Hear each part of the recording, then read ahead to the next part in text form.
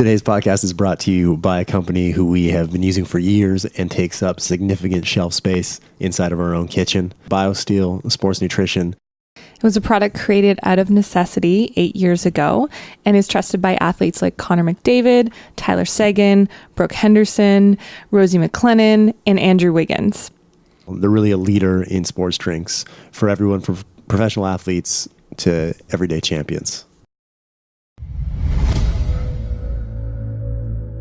Understand something, guys. Nothing worth ever having in this world comes easy. Do what these champions doing if you're going to be a champion. You control your outcome. Who am I? I'm a champion. What up, champions, and welcome back to a brand new Biosteel breakdown. As always, I'm your host, Adrian, with my co-host, Sylvie. And we're back breaking it down. And if it's your first time, thank you for joining us. And if you're a long-time listener, thank you for our loyalty.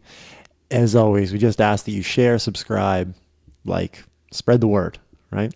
If you got value out of this episode, if you enjoyed it, please let your friends know, tell them about it, post about it, and let's continue to grow it. And so today we're talking about one for our, I guess for everyone, but potentially for our older listeners, right?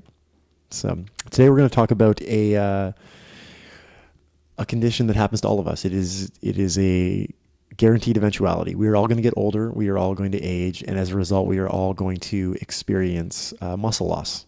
And I had this week, what's it called? What is it? Sarcopenia. Sarcopenia. Oh, there we go. Hard word. That word's fun to say. This week I had actually 3 people ask me about this. I had 3 parents of kids that I coach ask me about this condition, let's call it, and how they were struggling with it now. They're into their 50s. And so we thought it'd be a great topic to break down. And so here it is. As we age, and it's funny because it happens so early, we don't think about it happening this early, but as soon as you pass roughly age 30, you're going to see a drop in muscle at 3 to 8% per decade. And it depends on what study. Some say 3 to 5, some say 5 to 8, but that is a significant loss in muscle mass.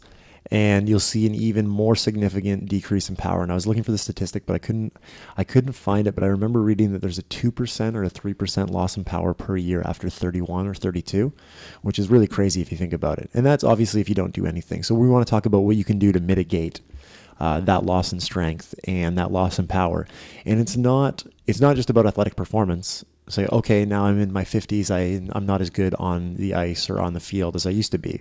That's fine. I think we can all handle that. It's the likelihood of illness and injury spikes. So now you're in your 70s and you fall and you break your hip and you can't recover because you lost all your muscle mass in your 30s when you should have maintained it. So that's why we need to think long term. Go ahead. So what do we do? We do a couple different things. The first thing we do is that we fight stagnation and we fight the stigma that is aging. And I think that our culture has said it's okay because you're getting old to slow down. Like, no problem. So now you go watch your kids play sports, but you don't go play sports.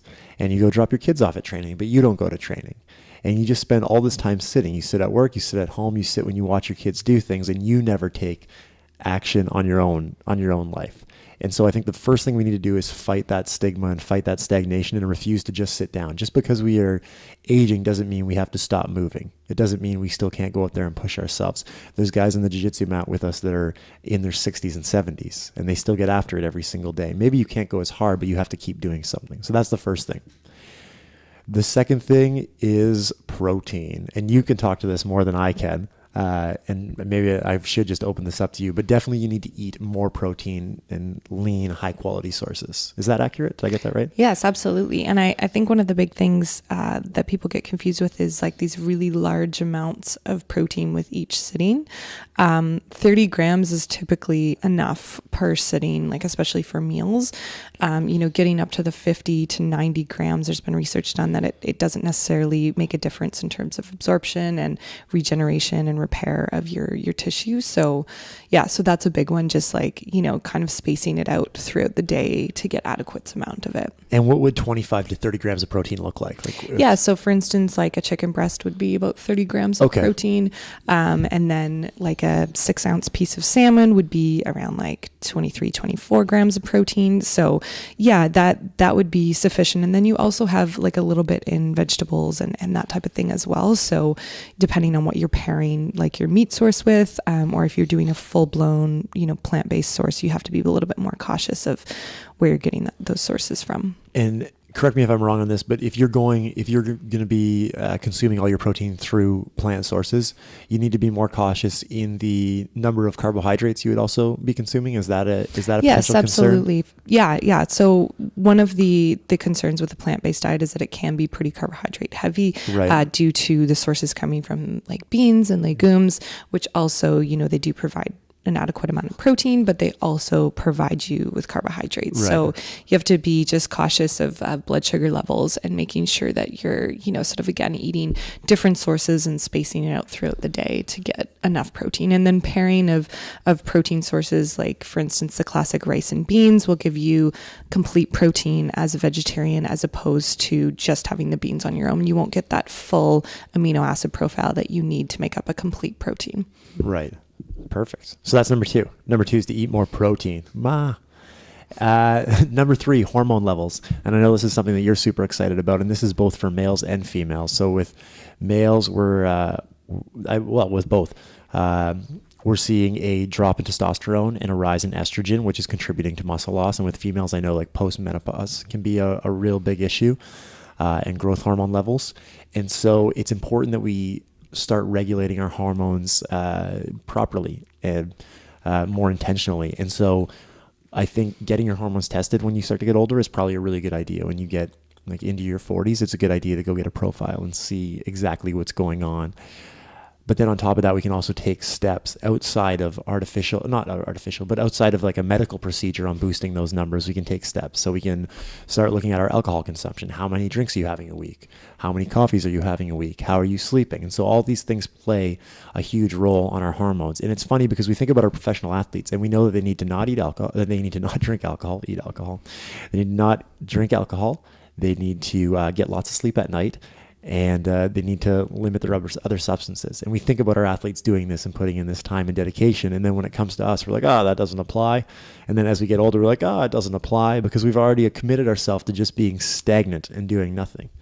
And so it's important. And also weightlifting is another huge one that will have an influence on your hormone levels. So the third one is hormone levels. It would be worthwhile to get them checked and then also take steps to mitigate the changes and to try and balance everything back out, because obviously you're going to struggle. Am I right on this? Yeah, absolutely. I mean, the big thing with hormones is that, you have to, like, lifestyle is the biggest thing that's going to help you balance it. There are a ton of diet implications, but lifestyle and sleep are your number one hormone regulators. So decreasing stress, moving daily, and making sure that you are doing everything you can to kind of reverse that process of hormone imbalance. And then the last thing, number 4, to close it out, you have to lift weights. You have to do some sort of resistance training. Your body needs to be exposed to a stimulus. It needs to have something external placed on it. And that could change as you age. If you're in your 70s, you don't need to back squat 200 pounds. You can back squat your body weight and you can go up and down, but you need to provide a stimulus and you need to provide a load for your body to force it to work and to avoid atrophy. So now, instead of seeing a drop off of 3 to 8% or 2% power a year, we're doing things to mitigate it and we're keeping those levels. So maybe we drop off at 1% in that decade, or 2% in that decade, or 4% instead of 8%, which is huge. And so that's the last thing. It's really, really important that as we age, we start to do some sort of resistance training. And I know my father's jumped on board. I know he listens to these. So Dad, proud of you. He built himself a little gym in the basement, and as a result, he feels better, right? So those are the big 4. If you're worried about if you're worried about muscle loss from age, we need to move regularly, eat more protein, hormone levels, and lift some weights. Anything else? That's it. That's a wrap. Guys, as always, thank you for being here. We appreciate it. I'm really struggling today. Head over to biosteel.com and use the code word Champ Lifestyle, capital C, capital L. And you can grab yourself 15% off all the amazing products they have. And let us know if you like the episode. Rate, review. We'll be back next week.